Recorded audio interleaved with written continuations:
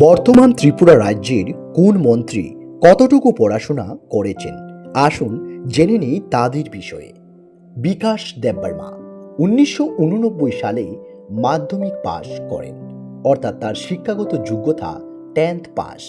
টিঙ্কু রায় 2004 সালে board of secondary education মধ্য ভারত গোয়ালিয়র থেকে 12 পাস করেন, তার শিক্ষাগত যোগ্যতা 12th পাস।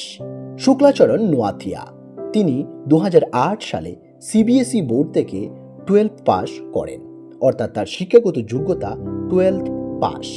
প্রণজিৎ সিংহ রায় তিনি 1980 সালে কলকাতা ইউনিভার্সিটির আন্ডারে এমবিবি কলেজ থেকে বিএ সম্পূর্ণ করেন, তার শিক্ষাগত যোগ্যতা গ্র্যাজুয়েট। সুধাংশু দাস তিনি 2011 সালে রামকৃষ্ণ মহাবিদ্যালয় কৈলাসহর থেকে বিএ অনার্স নিয়ে ত্রিপুরা ইউনিভার্সিটি থেকে গ্র্যাজুয়েট ডিগ্রি সম্পূর্ণ করেন, তার শিক্ষাগত যোগ্যতা গ্র্যাজুয়েট। রতনলাল নাথ 1979 সালে কলকাতা ইউনিভার্সিটি থেকে এলএলবি সম্পূর্ণ করেন এবং 1972 সালে কলকাতা ইউনিভার্সিটির আন্ডারে এমবিবি কলেজ থেকে বিএ ডিগ্রি সম্পূর্ণ করেন, তার শিক্ষাগত যোগ্যতা গ্র্যাজুয়েট প্রফেশনাল।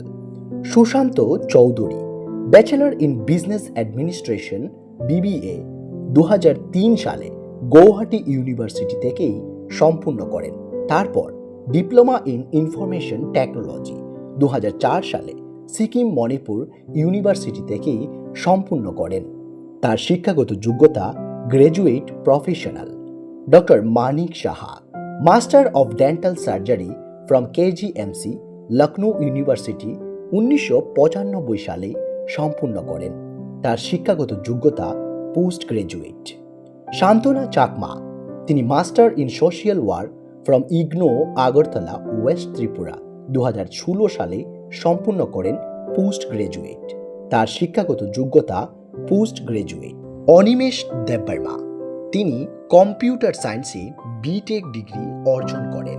কিশোর বর্মন তিনি 2004 সালে ত্রিপুরা ইউনিভার্সিটির আন্ডারে বাংলা বিভাগে মাস্টার ডিগ্রি অর্জন করেন। Birsaketu Debbarma Tripura government law college থেকে ত্রিপুরা ইউনিভার্সিটির আন্ডারে বিএ এলএলবি অর্থাৎ ল ডিগ্রি অর্জন করেন।